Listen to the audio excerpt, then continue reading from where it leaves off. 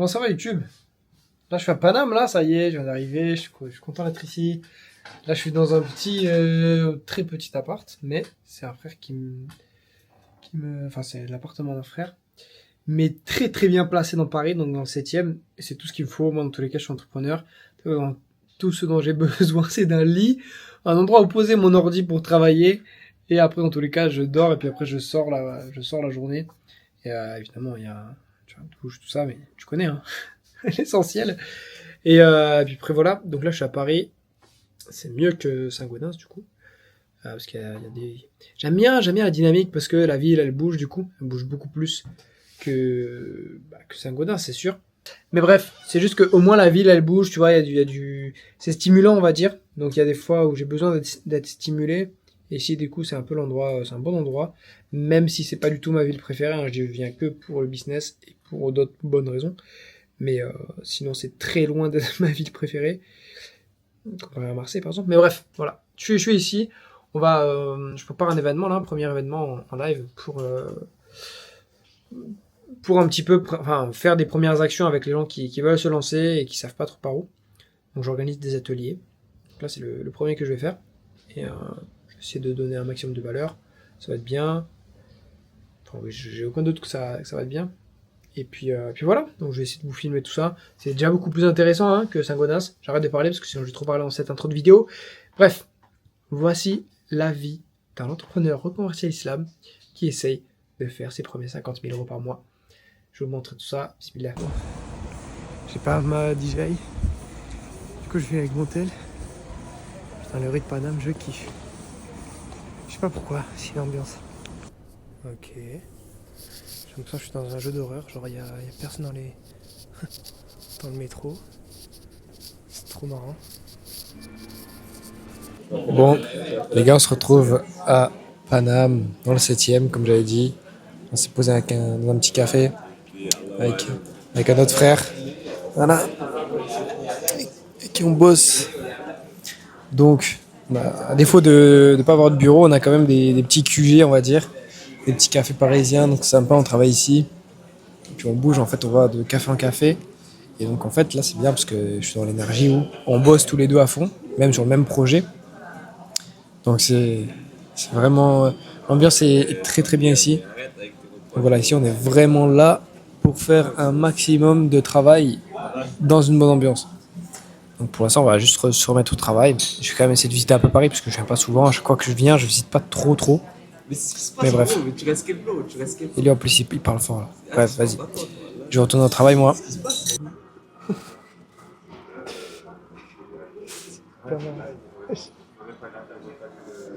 bon.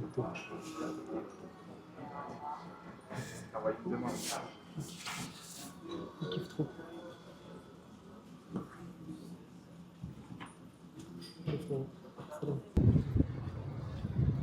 Comment je suis là? Ah ouais, pareil, c'est magnifique, hein, j'adore, hein. Ah là là. C'est ça sur YouTube frérot. Alors c'est parti, évidemment, là on est sur Paris, on va faire découvrir des super adresses parce qu'on est entrepreneur, donc on va aller manger à Attends, ouais, c'est là. Manger et cassez-vous. Mais en vrai ça s'appelle manger et cassez-vous parce qu'on doit manger vite et parce que ça se prépare vite. En plus, ça me correspond bien parce que je mange en 1 heure moi, généralement. Je mets très longtemps à manger. Oh non, en vrai, il y a un petit mood à Paris quand même. Quand il n'y a pas encore tout le monde qui est sorti du taf et tout. Ouais. Il y a un mood à Paris. Le meilleur Paris, tu sais c'est quand? C'est j'étais vers avril. Non, c'est été. Ah, été? Ouais. Ah ouais? Tout à Paris, c'est incroyable. Non, je te demande pas, moi, été, c'est Marseille. Hein. Arrête. On va être à Marseille en été. Hein. Arrête. Tu as la canne de bière. Ah, tu as la canne de bière. Tu te balades, Tu as la cassis. Tu as la ciota. Ah, yeah. Mais là, tu n'as pas le micro, tu n'as pas. Tu déconnes, hein, frère. Tu te lances sur YouTube, tu n'as pas le micro. Ah, les gars, vous allez me comprendre quand même. Donc, ça, micro, avec micro. Je comprends pas, gros. Qu'est-ce que tu veux pas? Là, j'ai plus de GPS, tu vois, on va? Tu n'as plus de GPS. Incroyable. Incroyable les gars. Dommage il y a ça là-bas. C'est plutôt stylé en vrai de là où je suis. Ouais, j'aime bien. J'aime bien voir le monde en grand. Ah, ça tue. Voilà la tour Eiffel. Ah, c'est joli, c'est joli. Voilà, la tour Eiffel à Paris, voilà, j'adore. Bon. C'est bon, Netflix s'est connecté, il voit plus français. Donc voilà, ce qu'on disait, c'est que là, regarde, si tu files un petit peu là-bas, on voit la tour Eiffel. Là-bas, il y avait des beaux trucs. On va dans des beaux cafés, on rencontre des gens qui font dans plein de domaines, qui excellent dans leur domaine. Et c'est trop motivant en fait, cette dynamique. C'est qu'en vrai, Paris, c'est bien pour les opportunités, pour le réseau et tout. Et c'est, tu vois, après une bonne journée, tu te balades comme ça rafraîchit l'esprit et ça te remotive pour la journée d'après. Là, on est avec monsieur le trader Elias. C'est ça. C'est le trader qui rentre dans un très long voyage. Un bon long voyage de 1 année. Voilà. Qui a pas l'habitude des. Voilà. Qui repart peut-être. Ok. Qui repart en Australie. Chacun ses moyens de faire de l'argent, hein, évidemment. On va tester. Zach Nani, je sais que tu vas regarder cette vidéo. On va tester la case d'Alerie. Ah, c'est lui qui nous sert. En fait, c'est. Zach Nani est en cuisine actuellement. On va tester la case d'Alerie. On va voir bien ce que ça donne. On voit ou pas? Ouais. Ah, c'est bon, ça filme. Ouais. Je pensais pas que ça filmait.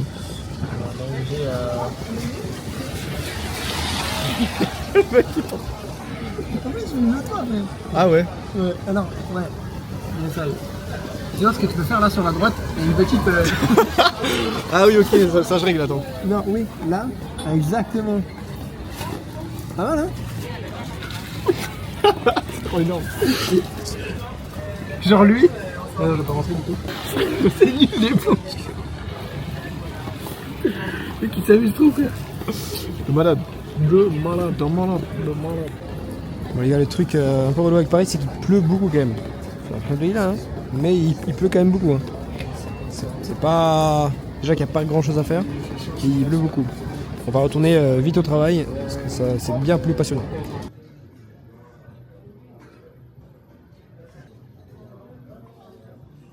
On est du coup le samedi. Je dois organiser mon premier atelier en live pour faire découvrir un peu le business que je fais aux gens. Donc là, on a déjà une quinzaine d'inscrits. C'est le premier finalement. En fait, vu que c'est un truc, j'y mets énormément de temps et c'est des trucs que je donne dans mon accompagnement. Et à la base, je l'avais mis payant. Finalement, je me suis dit, tu sais quoi, je vais faire en une soirée, je vais le mettre gratuit.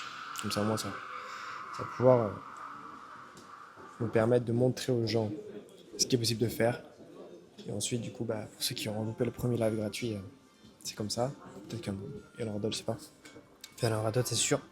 Mais bref, on verra en tout cas. Mais et voilà, donc là, on finit les dernières préparations avec le frère Walid. Et je sais que je vais donner tout ce que je peux pour ce live. Mais ça va être bien, ça va être très bien. J'ai très hâte de le faire. Et voilà, donc là, ça fait 3 semaines que je suis vraiment sous stress. Tout ça, et c'est là où tu te dis, vas-y, le business, tu vois, dans ta vie, il y a des périodes où tu es stressé et en fait, c'est là où il faut être très lucide. Parce que, en gros, il faut pas oublier ta vie perso, tu vois. Il faut oublier ta vie perso. Parce que tu peux vite être pris par le travail et oublier des choses importantes dans la vie pour laquelle tu fais le business. C'est-à-dire que tu vois, tu fais le business pour pouvoir avoir une meilleure vie perso, mais finalement, tu finis par oublier ta vie perso. Et même si tu vois, tu sais pourquoi tu le fais, tu sais pourquoi tu fais le business, pour avoir une meilleure vie perso. Et pour mieux aussi impacter les gens qui sont autour de toi, etc. Pour mieux prendre soin d'eux, tout ça. Et finalement, au moment où tu dois prendre soin d'eux, où tu as l'occasion de le faire, vu que tu es trop pris par le business, tu oublies de le faire. C'est le timing, en fait. Faut performer quand c'est le moment de performer. Bref, voilà pourquoi il ne faut pas se laisser emporter par ça. Et toujours se rappeler pourquoi on fait les trucs et se rappeler de ce qui est vraiment essentiel dans la vie. Là, je finis le workbook que je vais donner, c'est-à-dire le cahier de mise en pratique pour les gens. Attendez, je vais vous montrer plutôt comme ça. Là, je finis ça, ce que je vais donner aux gens qui sont sur mon live pour justement qu'ils puissent faire les exercices avec nous. Et voilà, donc ça va être très bien. On va juste finir ça tranquillement et puis enchaîner sur le reste. Jusqu'à la fin de la journée, il me reste encore, il est quelle heure là ? 13h, il me reste 6 heures avant le live. Et tout devrait être fini d'ici là, mais ça va être bien. Inch'Allah. Malaisie, ça a l'air vraiment, vraiment incroyable. Moi, j'ai fait Bali, mais j'ai pas fait Malaisie. Et bref. Parce il y en a qui ont d'autres raisons, un peu plus, pas originales, mais d'autres raisons pour lesquelles ils veulent se lancer dans le business en ligne. Et plus la liberté temporelle aussi, pouvoir faire ce que tu veux, où tu veux, C'est quand ça. tu veux. Ok.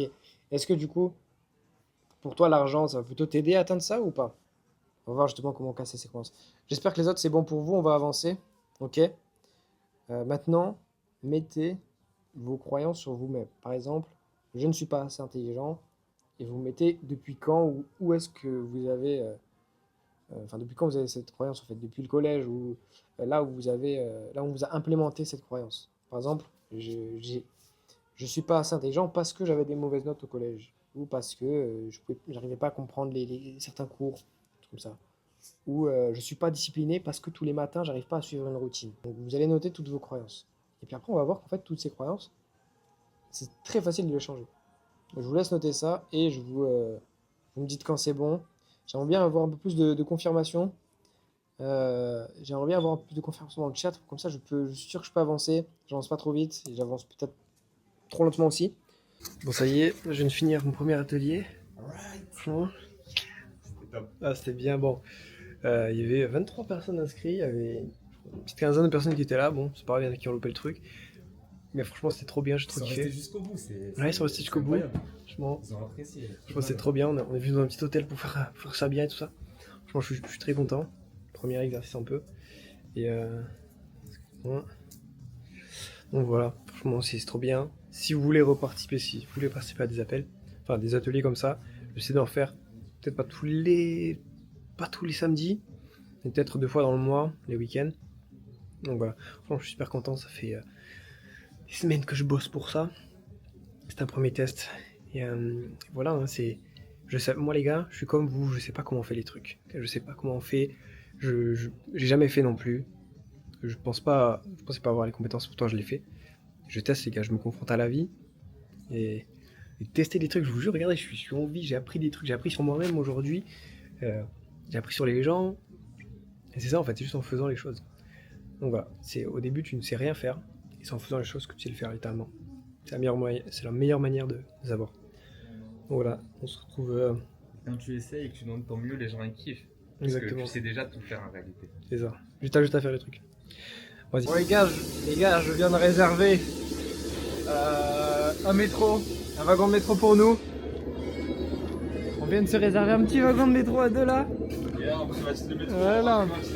Métro privatisé. Et l'embout c'était trop petit. On s'est dit, hein, Belek. L'entrepreneuriat, c'est vraiment un des trucs les plus durs que j'ai fait. Pourtant, c'est compliqué, il suffit juste de taper des touches sur un ordi, mais mentalement, les gars, je vous jure, c'est trop dur. Alhamdoulilah. C'est très, comment dire, Ramadan va faire du bien. Quand on en a besoin, je pense. Je vais pas trop filmer aujourd'hui, mais je suis allé à la salle.